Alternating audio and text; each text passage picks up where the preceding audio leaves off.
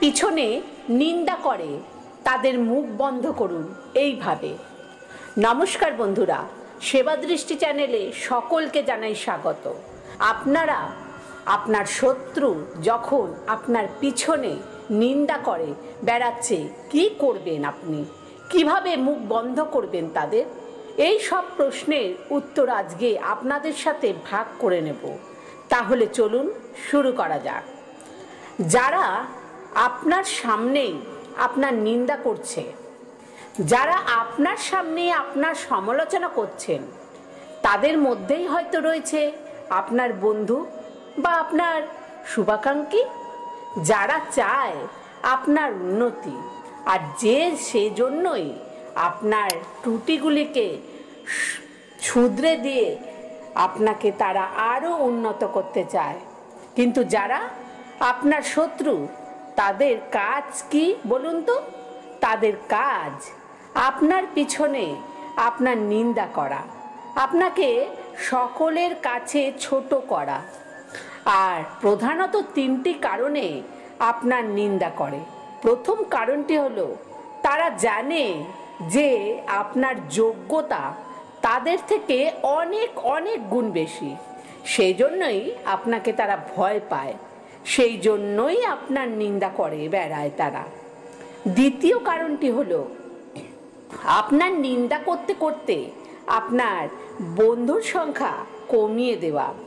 আপনার চারপাশে থেকে তারা যদি আপনার বন্ধুর সংখ্যা কমিয়ে দিতে পারে, তাহলে আপনি ধীরে ধীরে একা হয়ে পড়বেন, যার ফলে তারা মনে করবে যে আপনি ধীরে ধীরে আপনার শক্তি হারিয়ে ফেলবেন, সেই জন্যই তারা আপনার নিন্দা করে বেড়ায়। তৃতীয় কারণটি হলো তারা জানে যে আপনি দুর্বল প্রকৃতির মানুষ, কারণ আপনার নম্র ভদ্র আপনার ব্যবহার তাদের কাছে মনে হয় এটি আপনার দুর্বলতা। আর দুর্বল মাটিতেই তো বিড়াল আঁচড় কাটতে পারে না। একটা কথা সব সময় মনে রাখবেন, কেউ আপনাকে নিন্দা করে ছোট করার চেষ্টা করলেই কিন্তু আপনি ছোট হয়ে যাবেন না, কারণ সত্যি সূর্যের মতন উজ্জ্বল। সেই সূর্যকে হয়তো কিছুক্ষণের জন্য ঢেকে রাখা যায়, সূর্যগ্রহণ হয়, কিন্তু তাকে নিঃশেষ করা যায় না। আর সেই জন্যেই মা সারদা দেবী বলেছেন, সন্তোষের সমান ধন নাই, আর সূর্যের সমান গুণ নাই। ঠাকুর শ্রীরামকৃষ্ণ পরমহংসদেব বলেছেন, স স স, যেই সয় সেই রয়, যে না সয় সে না রয়। শ্রীমা সারদা দেবী আদেশে সংক্ষিপ্ত, সহ্য করো, কিন্তু তা পালন করা অত্যন্তই কঠিন ব্যাপার। আপনার মনে হতে পারে সহ্য করতে করতে তো দেয়ালে পিঠ ঠেকে গেছে, আর সইতে পারি না, কি করব? এর উত্তরও রয়েছে ঠাকুর রামকৃষ্ণদেবের বাণীতে। সময়টা 1886 সাল, 15ই মার্চ, 3রা চৈত্র। ঠাকুর তখন রয়েছেন কাশীপুর উদ্যানবাটিতে। ঠাকুর মাস্টারের দিকে তাকিয়ে ভক্তদের উদ্দেশ্যে বললেন, আমি কি দেখছি জানিস? আমি দেখছি তিনি সব হয়েছেন মানুষ, আর যা জীব দেখছি সব চামড়ার তৈরি। তার ভেতর থেকে তিনি হাত পা মাথা নাড়ছেন, যেমন একবার দেখেছিলাম মোমের বাড়ি, বাগান, রাস্তা, মানুষ, গরু সব মোমের, সব এক জিনিসের তৈরি। দেখছি যে সেই কামার, সেই বলি, আবার সেই হারিকাট। আপনার শত্রু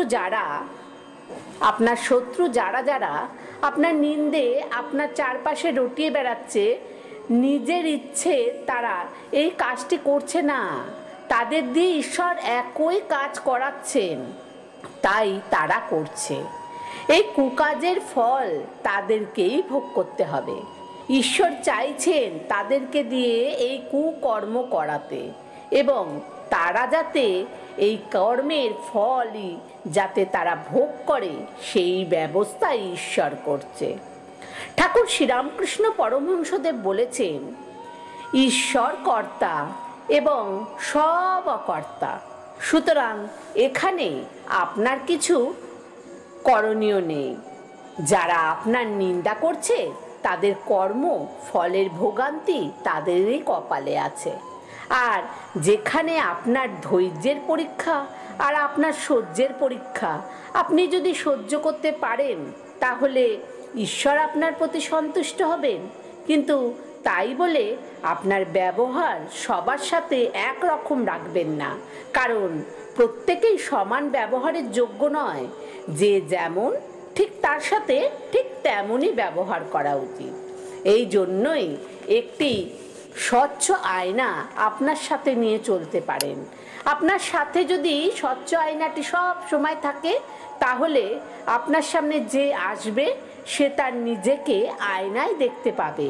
সে যদি সোজা থাকে সে নিজেকে সোজাই দেখবে, আবার আপনার থেকে সে সহজ ব্যবহারই পাবে। আর কেউ যদি বাঁকা থাকে সে আয়নায় সেই রকমই প্রতিবিম্ব ফুটে ওঠে, আপনার থেকেও সেই রকমই ব্যবহার সে পাবে। আমাদের মন শরীরের উপর কাজ করে আর শরীর সেই মনের উপরে কাজ করে। উভয়ই পরস্পরের উপর ক্রিয়া করে, ক্রিয়া প্রতিক্রিয়া করে। প্রত্যেকটি মানসিক অবস্থা ঠিক একই রকম অবস্থায় শরীরের মধ্যে ফুটে ওঠে। আবার শরীরের প্রত্যেকটি ক্রিয়া অনুরূপ ফল প্রকাশিত হয় মনের মধ্যেই। তাই আপনার মনকে সব সময় শান্ত এবং স্থির রাখবেন। আপনি আপনার মনকে শান্ত এবং স্থির রাখতে পারবেন মাত্র একটি মন্ত্রে, তা হলো পজিটিভ থাকার মন্ত্র। পরিস্থিতি যতই আপনার প্রতিকূল থাকুক না কেন, আপনি সব সময় মনে রাখবেন যে আপনি ঠাকুরের সন্তান, আপনি মায়ের সন্তান। মায়ের আশীর্বাদ রয়েছে আপনার মাথায়, তিনি আপনার দণ্ড মুণ্ডের কর্তা। আপনার কোনো ভয় নেই, আপনার কোনো ভাবনা নেই। আপনার যে চিন্তাই হোক না কেন আপনাকে সুরক্ষা দিয়ে রাখবে। আপনি ক্রোধিত হবেন, আপনি চঞ্চল হবেন, আপনি অশান্ত হবেন। যখনই আপনি এরকম অবিশ্বাস পরিণত হবেন, কিন্তু আপনি যখন বিশ্বাস হতে শুরু করবেন তখন আপনি দেখবেন আপনার মধ্যে একটা অদ্ভুত পরিবর্তন এসে গেছে। আপনি ধীরে ধীরে শান্ত হয়ে গেছেন। ভক্ত সুরেন্দ্রনাথ সেন তিনি একদিন রাতে স্বপ্ন দেখলেন, এক দেবীর মূর্তি তাকে মন্ত্র দিলেন এবং বললেন, আমি সরস্বতী। কিন্তু সুরেন্দ্রনাথের তো অবিশ্বাসী মন, তিনি সেই মন্ত্র জপ করলেন না। এ ঘটনা ঘটে গেছে তার দিন কাজ জানা জটিলতায়। এই ঘটনায় 7 বছর পরে তিনি শ্রীমাকে দর্শন করতে জয়রামবাটি গেলেন। শ্রীমাকে তাকে যখন দীক্ষা দিলেন তখন অদ্ভুত এক কাণ্ড ঘটল। তিনি অবাক হয়ে দেখছেন, তিনি স্বপ্নে যে মন্ত্রটি পেয়েছিলেন শ্রীমা তাকে দীক্ষা দিচ্ছেন এই মন্ত্রেই। ভক্ত সুরেন্দ্রনাথ কিন্তু জ্ঞান হারিয়ে ফেললেন। অনেকক্ষণ পর তার জ্ঞান ফিরে আসলো।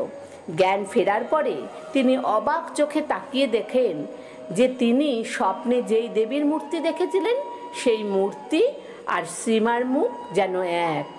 আর মা মৃদু হেসে তাকে বললেন, কি মিলছে তো? ঠিক মিলেছে। ঠাকুর শ্রীরামকৃষ্ণ পরমহংসদেব শ্রীমার উদ্দেশ্যে বলে গিয়েছিলেন, ও সরস্বতী জ্ঞান দিতে এসেছে, ও জ্ঞান দায়ী। শ্রীমার কথা সংক্ষিপ্ত মৃদু, কিন্তু তার কার্যক্ষমতা অসীম। শ্রীমায়ের কথা যদি আপনি অক্ষরে অক্ষরে আপনার জীবনে পালন করতে পারেন তাহলে আপনি দেখবেন যে আপনার শত্রুরা যতই আপনার নিন্দে করুক না কেন তাদের মুখ কোনো অদৃশ্য শক্তিকে বন্ধ করে গেছে। আপনি কিছুই করছেন না, করছেন স্বয়ং ঈশ্বর। আজ এই পর্যন্ত বন্ধুরা। আমার কথাগুলি শুনে ভালো লাগলে অবশ্যই একটা লাইক করুন এবং শেয়ার করুন, আর কমেন্টে জয় শ্রী রামকৃষ্ণদেব, জয় মা সারদা লিখতে ভুলবেন না। ধন্যবাদ।